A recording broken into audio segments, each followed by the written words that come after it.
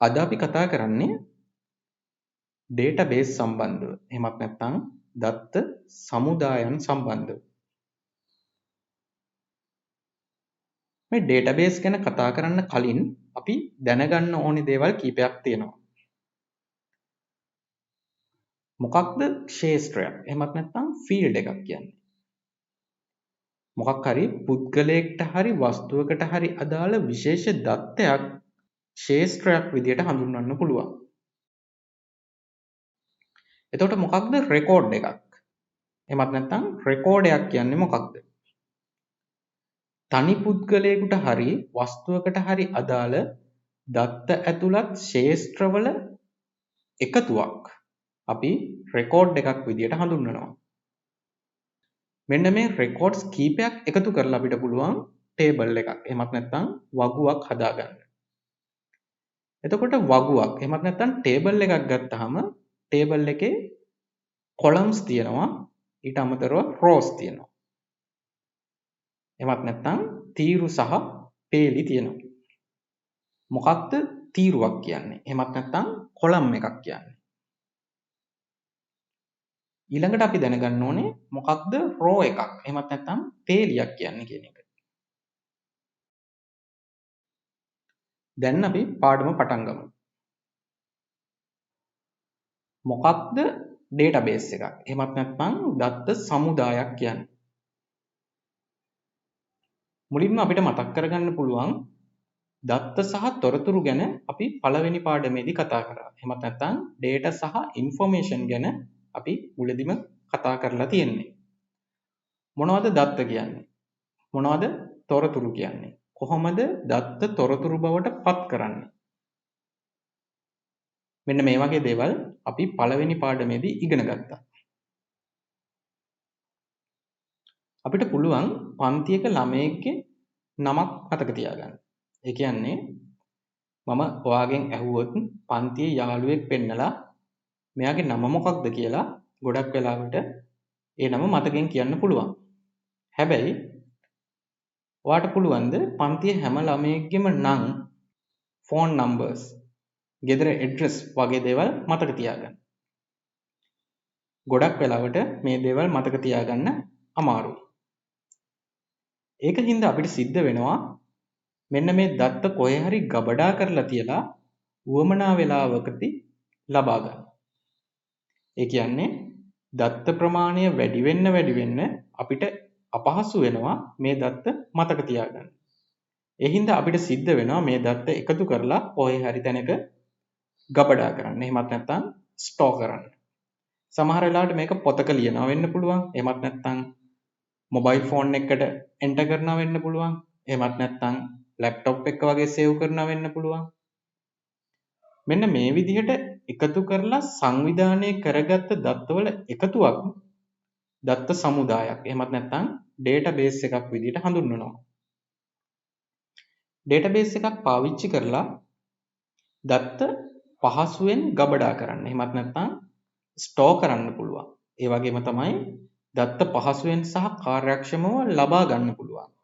එහෙමත් නැත්නම් රිට්‍රීව් කරන්න පුළුවන්. එතකොට මොකක්ද දත්ත සමුදායක් කියන්නේ?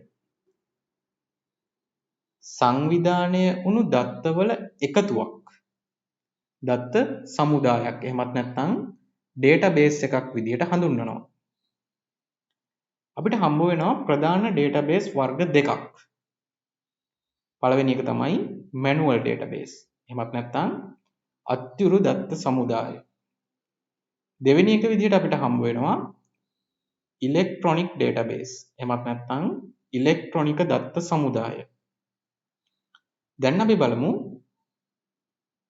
මැනුවල් ඩේටාබේස් එකක්. එහෙමත් නැත්නම් අත්‍යුරු දත්ත සමුදායක් කියන්නේ මොකක්ද කියන එක.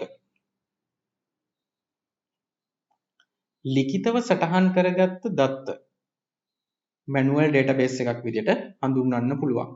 පොත්වල ලිපි ලේඛන වගේ දේවල් වල දත්ත සටහන් කිරීම අපිට මේකට උදාහරණ විදිහට ගන්න පුළුවන්. හැබැයි මේ වගේ කාර්යක්ෂමතාවය, නිර්වද්‍යතාවය, ඒ වගේම විශ්වාසනීය බව ගොඩක් අඩුයි. ඒ වගේම තමයි දත්ත විශ්ලේෂණය කරන්න ගියහම අපහසුයි. ඊට අමතරව මේ වගේ දත්ත මකන්න, ඊට අමතරව යාවත්කාලීන කරන්න, එහෙමත් නැත්නම් අප්ඩේට් කරන්න අපහසු වෙනවා. ඒ වගේම තමයි මැනුවල් ඩේටාබේස් එකක් මේන්ටේන් කරන්න ලොකු මිනිස් ශ්‍රමයක් අවශ්‍ය වෙනවා. ඒ වගේම ලොකු ඉඩ කඩක් අවශ්‍ය වෙනවා. මොකද මේ පොත්පත් ලිපි ලේඛන වගේ දේවල් ගබඩා කරන්න ලොකු ඉඩක් අවශ්‍ය වෙනවා. එතකොට මොකක්ද ඉලෙක්ට්‍රොනික ඩේටාබේස් එකක්? එහෙමත් නැත්නම් ඉලෙක්ට්‍රොනික දත්ත සමුදායක් කියන්නේ? ඉලෙක්ට්‍රොනික මීඩියම් එකක තැන්පත් කරන දත්තවල එකතුවක් අපි ඉලෙක්ට්‍රොනික ඩේටාබේස් එකක්, එහෙමත් නැත්නම් ඉලෙක්ට්‍රොනික දත්ත සමුදායක් විදිහට හඳුන්වනවා. මේකෙදි කාර්යක්ෂමතාව, විශ්වාසනීය බව සහ නිර්වද්‍යතාවය ඉතාමත්ම වැඩි. ඒ වගේම දත්ත විශ්ලේෂණය කරන්න සහ යාවත්කාලීන කරන්න පහසුයි. මීට අමතරව දත්ත තැන්පත් කරන්න අවශ්‍ය වෙන්නේ පොඩි ඉඩ ප්‍රමාණයක්. ඒ වගේම තමයි ඉලෙක්ට්‍රොනික ඩේටාබේස් එකක් මේන්ටේන් කරන්න අඩු මිනිස් ශ්‍රමයක් තමයි අවශ්‍ය වෙන්නේ.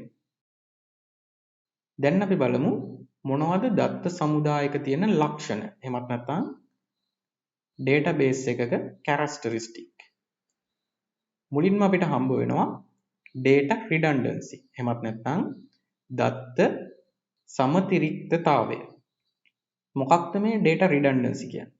එකම දත්තය ටේබල් කීපයක, එහෙමත් නැත්නම් වගු කීපයක තැන්පත් වීම අපි data redundancy විදිහට හඳුන්වනවා. හැබැයි සංවිධානයේ උණු දත්ත එකතුවක, එහෙමත් නැත්නම් database එකක data redundancy එක ගොඩක් අඩුයි. ඊළඟ ලක්ෂණය විදිහට අපිට අඳුනා ගන්න පුළුවන් data consistency. එහෙමත් නැත්නම් දත්තවල සංගතභාවය. අපි මේකටම කියනවා දත්තවල ස්ථායීතාවය කියලා. අපි කලින් කතා කරපු redundancy එක අඩු කරාම එක දත්තයක් විවිධ තැන්වල තැන්පත් වීම පාලනය වෙනවා. එතකොට දත්තවල consistency එක, එහෙමත් නැත්නම් ස්ථායීතාවය වැඩි වෙනවා. ඊළඟ characteristic එක විදිහට, එහෙමත් නැත්නම් ඊළඟ ලක්ෂණය විදිහට අපිට හම්බ වෙන්නේ accuracy එක, එහෙමත් නැත්නම් නිර්වද්‍යතාවය. දත්තවල redundancy එක අඩු කරලා consistency එක වැඩි වුණාම automaticallyම accuracy එක, එහෙමත් නැත්නම් නිර්වද්‍යතාවය වැඩි වෙනවා. ඊට පස්සේ අපිට හම්බ වෙන ලක්ෂණය තමයි efficiency. එහෙමත් නැත්නම් කාර්යක්ෂමතාව. database එකක tables හොඳට organize වෙලා තියෙනවා. ඒක හින්දා දත්ත තැන්පත් කිරීම සහ දත්ත ලබා ගැනීම වේගෙන් කරන්න පුළුවන්. ඒ කියන්නේ database එකක කාර්යක්ෂමතාවය ගොඩක් වැඩි. ඊළඟ ලක්ෂණය විදිහට අපිට හම්බ වෙනවා වළංගුතාව. එහෙමත් නැත්නම් validity එක. අපි හිතමු ආයතනයක වැඩ කරන සේවකයින්ගේ විස්තර database එකක් හදන්න හදන්නේ. අපිට පුළුවන් එක field, එහෙමත් නැත්නම් ක්ෂේත්‍ර වලට ඇතුළත් කරන්න පුළුවන් data වල ගුණාංග ලබා දෙන්න. එතකොට data ඇතුළත් කරන වෙලාවකදී යම් අතපසු වීමක් වුණොත් ඒ බව message එකකින් indicate කරනවා. ඒ හින්දා data ඇතුළත් කරද්දී වෙන්න පුළුවන් වැරදි ප්‍රමාණය ගොඩක් අඩු වෙනවා. ඒ කියන්නේ data වල වළංගුතාවය, එහෙමත් නැත්නම් validity එක වැඩි වෙනවා. දැන් අපි example එකකින් මේ validity එක සම්බන්ධව පැහැදිලි කරගමු. අපි යමු Gmail account එකක් හදන්න. මුලින්ම අපිට පුළුවන් කැමති නමක් ඇතුළත් කරන්න. ඊට පස්සේ අපිට හම්බ වෙනවා username එක ඇතුළත් කරන තැන. මෙතෙන්දී username එක විදිහට ඇතුළත් කරන්න පුළුවන් numbers, words and periods විතරක් කියන එක පැහැදිලිව indicate කරනවා. එහෙමත් නැත්නම් අංක, අකුරු සහ නැවතීමේ තිත පමණයි username එක විදිහට ඇතුළත් කරන්න පුළුවන්. මේ indication එකෙන් මේ field එකට ඇතුළත් කරන්න පුළුවන් data වල ගුණාංග සම්බන්ධව දැනුම් දීමක් කරලා තියෙන්නේ. මුලින්ම මම යූසර් නේම් එක ඇතුළත් කරනවා ඔය කියපු ගුණාංග වලට අනුකූලව. දැන් ඔයාලට බලා ගන්න පුළුවන් වැලිඩේෂන් එක කම්ප්ලීට් වුණා. ඊළඟට මම යූසර් නේම් එක ඇතුළත් කරනවා ඔය කියන ගුණාංග වලට අනුකූල නොවන විදියට. දැන් ඔයාලට පේනවා error message එකක් එනවා මේ ෆීල්ඩ් එකට ඔයා ඇතුළත් කරන්නේ වැරදි දත්තයක් කියන එක. ඊළඟට අපිට හම්බ වෙන ලක්ෂණය තමයි ආරක්ෂාව. එහෙමත් නැත්නම් security. අපිට පුළුවන් පාස්වර්ඩ් එකක් පාවිච්චි කරලා database එකක් encrypt කරන්න. එහෙමත් නැත්නම් গুপ্ত කේතනය කරන්න. මෙන්න මේ encryption එක හින්දා database එකේ එහෙමත් නැත්නම් දත්ත සමුදාය ආරක්ෂාව තහවුරු වෙනවා.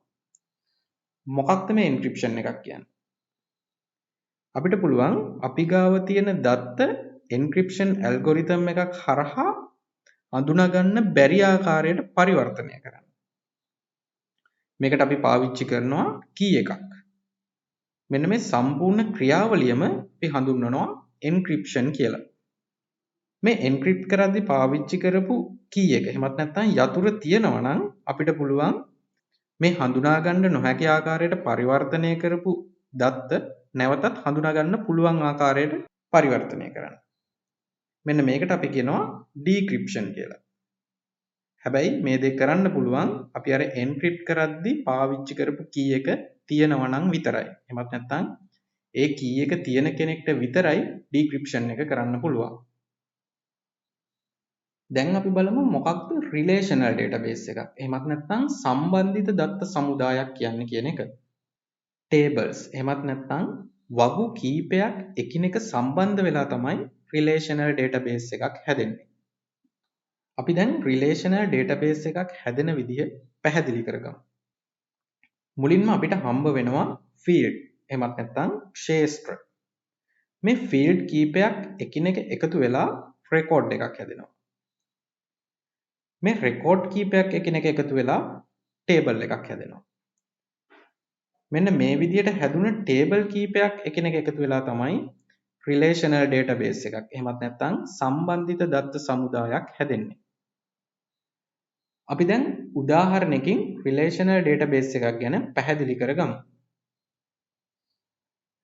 මේ පාඩමේ මුලදීම අපි කතා කළා record සම්බන්ධව.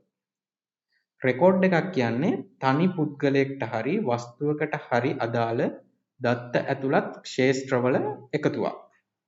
මෙතන තියෙනවා records 5ක්. ශිෂ්‍යයින්ගේ තොරතුරු ඇතුළත් records 2ක් තියෙනවා. ඊට අමතරව library එකේ පොත් සම්බන්ධව records 3ක් තියෙනවා. අපි දැන් බලමු මේ records කීපය එකතු කරලා table හදන්න. අපිට පුළුවන් මෙතන ප්‍රධාන table දෙකක් හදාගන්න. එකක් තමයි ශිෂ්‍යයින් සම්බන්ධව table එකක් එහෙම නැත්නම් student table එකක් හදාගන්න පුළුවන්. ඊට අමතරව library පොත් සම්බන්ධව table එකක් හදන්න පුළුවන්. අපි ඒකට කියමු library table එක කියලා. දැන් අපි ගාව තියෙනවා table දෙකක්. එහෙමත් නැත්නම් වගු දෙකක්. මේ වගු දෙකෙන් අපිට අඳුනා ගන්න පුළුවන් කවුරු හරි ශිෂ්‍යයෙක්ගේ ඇතුළත් වීමට අදාළ තොරතුරු. ඒ වගේම තමයි පුස්තකාලයේ තියෙන පොත්වල තොරතුරු. දැන් අපි හිතමු අපිට උවමනා වෙනවා 222 කියන පොත ගත්ත ශිෂ්‍යයාගේ බාරකරුගේ නම දැනගන්න. ඒ වගේම අපිට උවමනා වෙනවා කවිඳු කියන ශිෂ්‍යයා මොනවද මේ වෙනකොට අරන් තියෙන පොත් කියන එක දැනගන්න. කොහොමද මේ වගේ තොරතුරු අපි හොයාගන්නේ? මේකට අපිට පුළුවන් අපි ගාව තියෙන වගු දෙක එකිනෙක සම්බන්ධ කරලා relational database එකක් ගොඩනගා ගන්න. කොහොමද වගු කීපයක් එකිනෙක සම්බන්ධ කරන්නේ? මුලින්ම අපි student වගුව ගමු. මේකේ තියෙනවා field 5ක්. මේකේ තියෙන record එකක් unique. එහෙමත් නැත්නම් අනන්‍යව අඳුනා ගන්න හොඳම field එක මොකක්ද? උදාහරණයකට අපි ගමු උපන්දිනය. උපන්දිනෙන් පුළුවන් ද record එකක් අනන්‍යව අඳුනා ගන්න? එකම උපන්දිනයේ තියෙන ළමයි කීප දෙනෙක් හිටියොත් අපිට බැරි වෙනවා උපන්දිනේ ස්ටුඩන්ට් ටේබල් එකේ තියෙන රෙකෝඩ් එකක් අනන්‍යව අඳුනා ගන්න. දැන් අපි ගමු ඇතුළත් වීමේ අංකය. එකම ඇතුළත් වීමේ අංකය තියෙන ළමයි කීප දෙනෙක් එක ඉස්කෝලේක ඉන්න පුළුවන්ද? මේක කොහොමත් වෙන්න බැරි දෙයක්. ඒ කියන්නේ ඇතුළත් වීමේ අංකය හැම රෙකෝඩ් එකකටම යුනික්. එහෙනම් රිලේෂනල් ඩේටාබේස් එකක් ගොඩනගද්දී මුලින්ම කරන්න ඕනේ රෙකෝඩ්ස් වලට අනන්‍ය ෆීල්ඩ් එක. එහෙමත් නැත්නම් යුනික් ෆීල්ඩ් එක හොයාගන්න එක. අපිට පුළුවන් ස්ටුඩන්ට් ටේබල් එකේ තිබ්බ මේ යුනික් ෆීල්ඩ් එක ලයිබ්‍රරි ටේබල් එකට ඇතුළත් කරන්න. දැන් අපිට හම්බ වෙනවා එකිනෙක සම්බන්ධ වුණ වගු දෙකක්. එහෙමත් නැත්නම් රිලේෂනල් ඩේටාබේස් එකක්. අපි ආයෙ පාරක් උත්සාහ කරමු මම අර කලින් අහපු ප්‍රශ්න දෙකට උත්තර දෙන්න පුළුවන්ද කියන එක. 222 කියන පොත ගත්ත ළමයාගේ බාරකරුගේ නම මොකක්ද?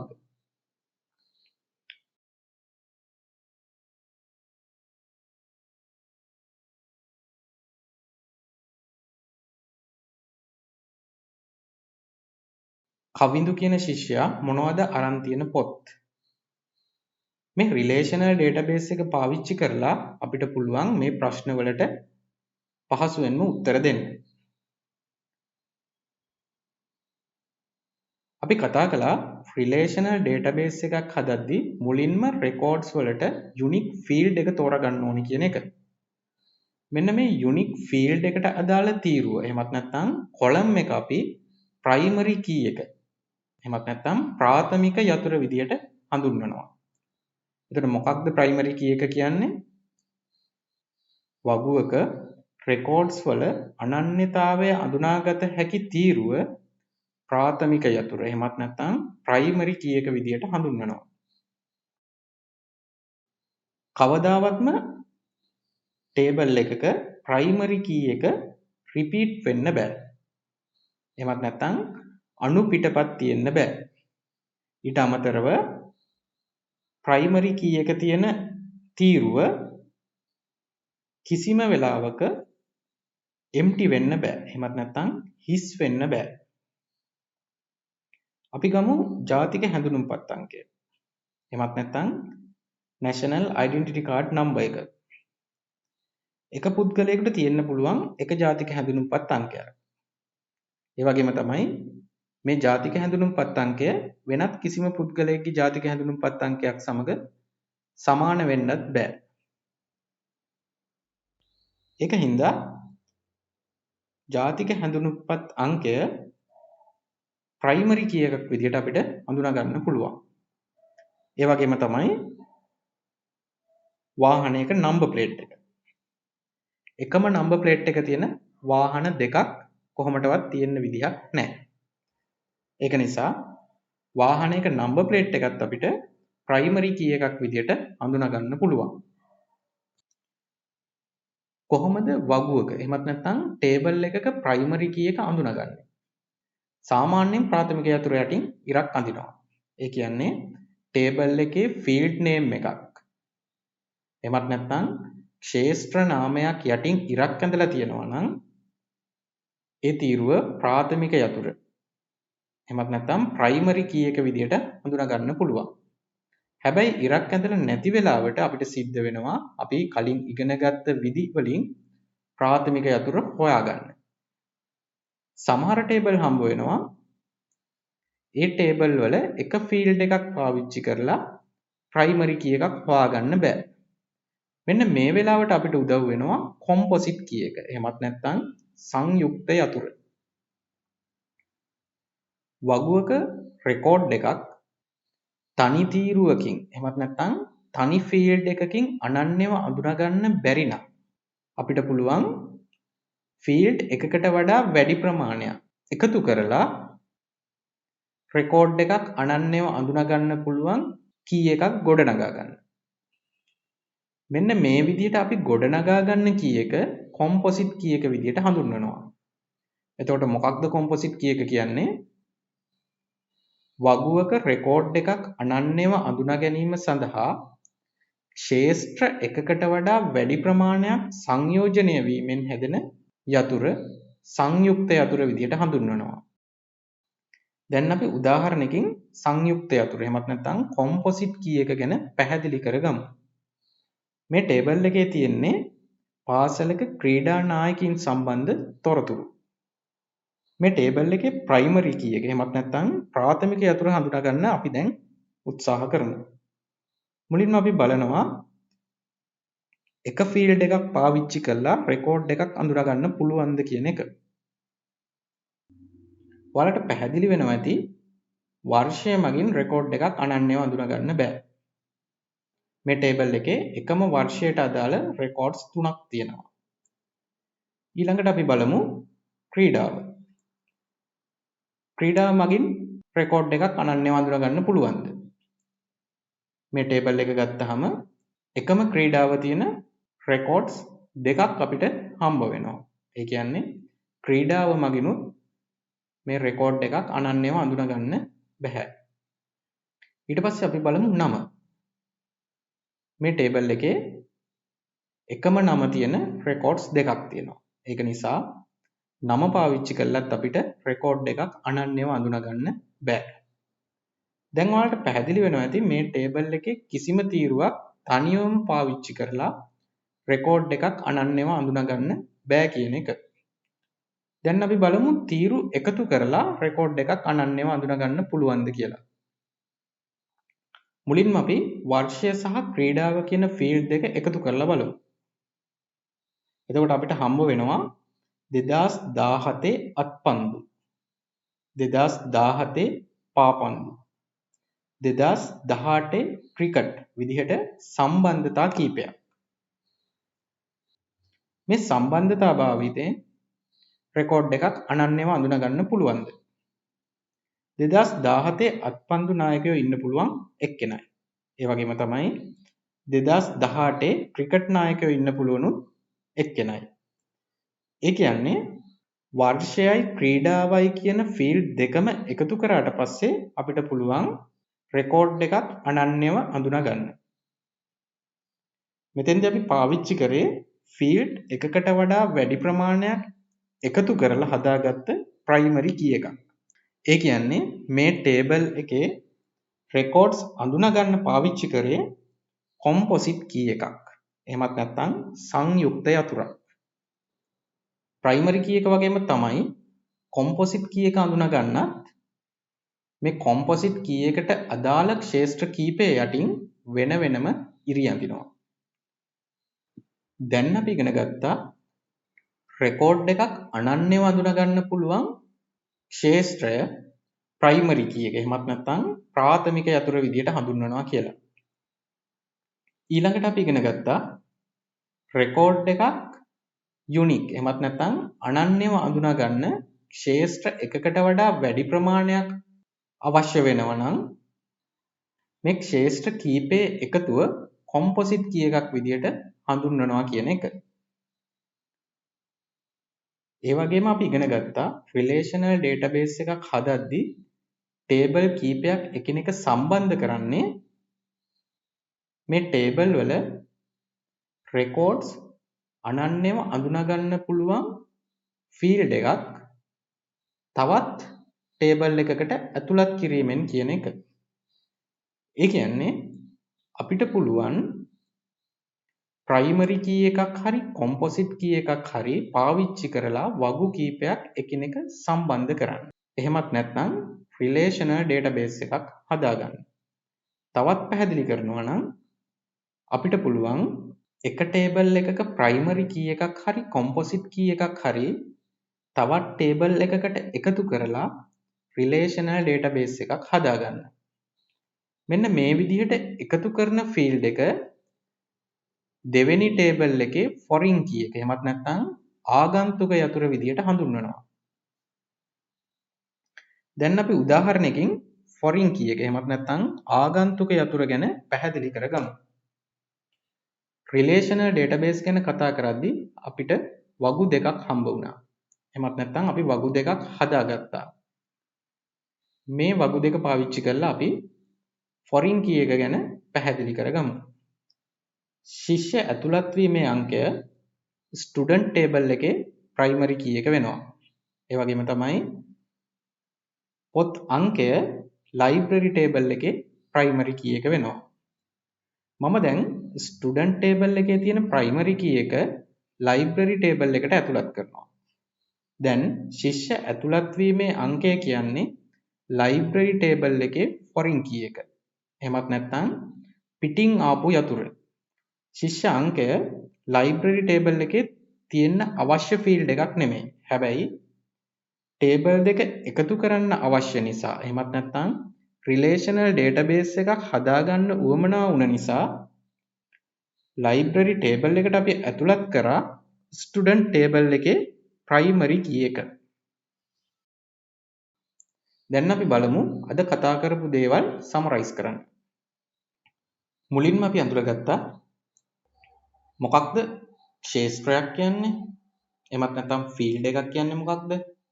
රෙකෝඩ් එකක් කියන්නේ මොකක්ද සහ වගුවක් කියන්නේ මොකක්ද කියන එක. ඊළඟට අපි කතා කරා වගුවක තීරු සහ පේලි සම්බන්ධව. එහෙමත් නැත්නම් කොලම්ස් සහ රෝ සම්බන්ධව.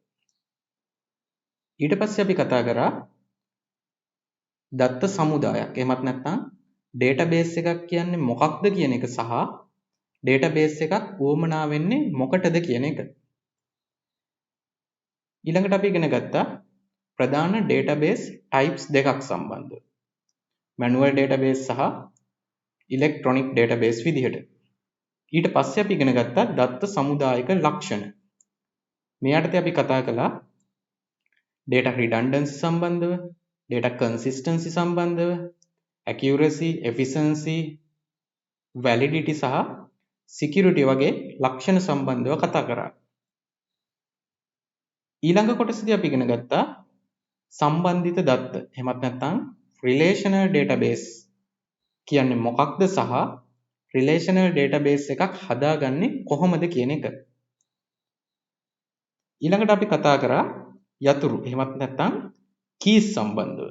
මේ යටතේදී primary key එක කියන්නේ මොකක්ද? composite key එක කියන්නේ මොකක්ද? සහ foreign key එක කියන්නේ මොකක්ද කියන එක උදාහරණත් එක්ක පැහැදිලි කරගත්තා.